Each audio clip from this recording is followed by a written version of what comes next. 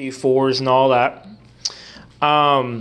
They used to, which they still might, they had an option for a high QTS option. And they would tell you on the website that, you know, that's only for sealed applications, sealed, fourth order, whatever. That's because you would, if you selected a high QTS, what you're going to do is you're going to increase the size of this gap.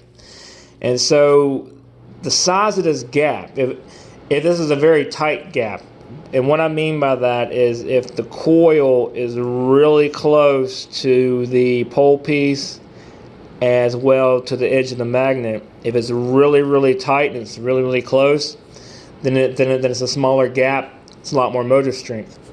If you were to increase the size of this gap between the coil and the pole piece here, then you're going to reduce the motor strength, and thus that plays into what a sub is meant for. Subs that have a higher motor strength are gonna be meant to be ran ported, and you'll know that by looking at the QTS. If they have a 0.5 or lower, especially if it's a 0.3, like a DD sub, they're going to have higher motor strength, and they'll definitely want to be ran ported.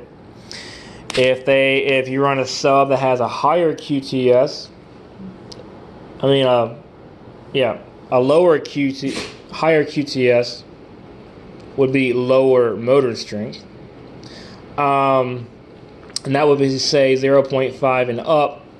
A lot of your subs that like to be ran sealed, a little bit more SQ subs, will have a QTS around 0.7, give or take. Like if you look at the JL 12-inch W3 here, I had it pulled up, and it's got a QTS of 0.44. So if you look at it, it's going to give you an idea that it likes to be ran more ported just off of that spec. But there's also a spec that's called EBP, which is efficiency bandwidth product. And you take the FS of the sub and divide it by the QES, and you come up with a number.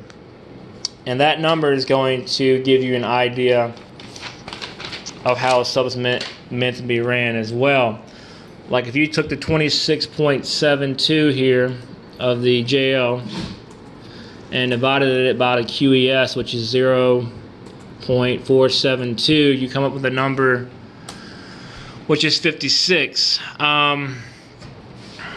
So this is where it gets a little bit tricky and confusing. So this one here had a EBP of 56.6. So you want a high QTS and a low EBP is sealed fourth order. If you have the opposite of this, you have a low QTS and a high EBP, then you are ported and sixth order. And what I mean by that is if you do like a Digital Designs, some of their higher end beefy monster subs, they will have a 0.3 very low QTS, and they will have some of these subs will have over 100 plus EBP. Definitely meant to be ran ported.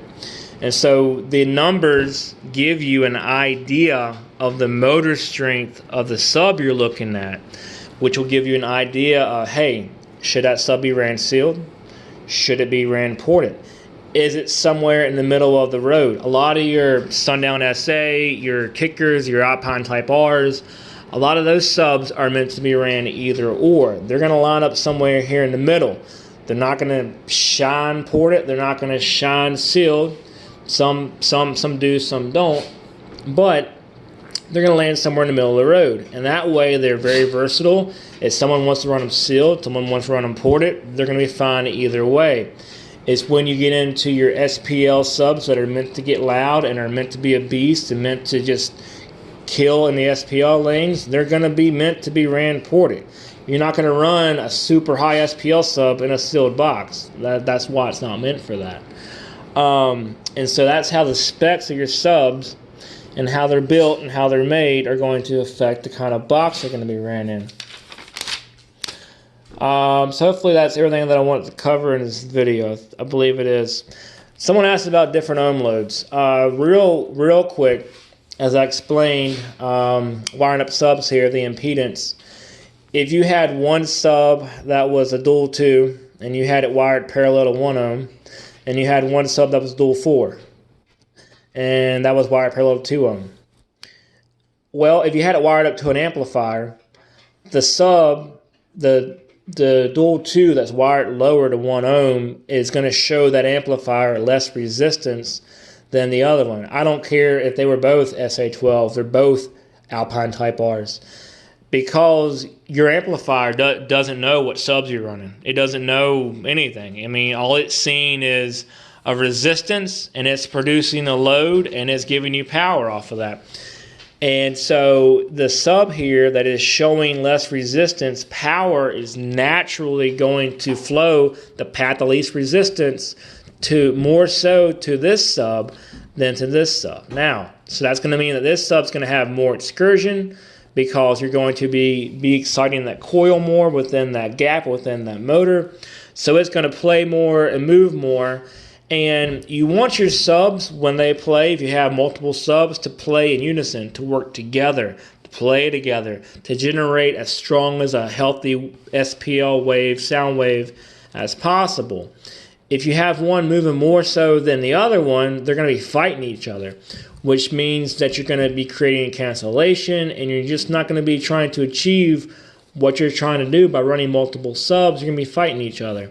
And so will it give you more output overall? Yes, but it's not going to give you the full potential of both subs, because one's simply playing harder and doing more of the work and the job load than the other.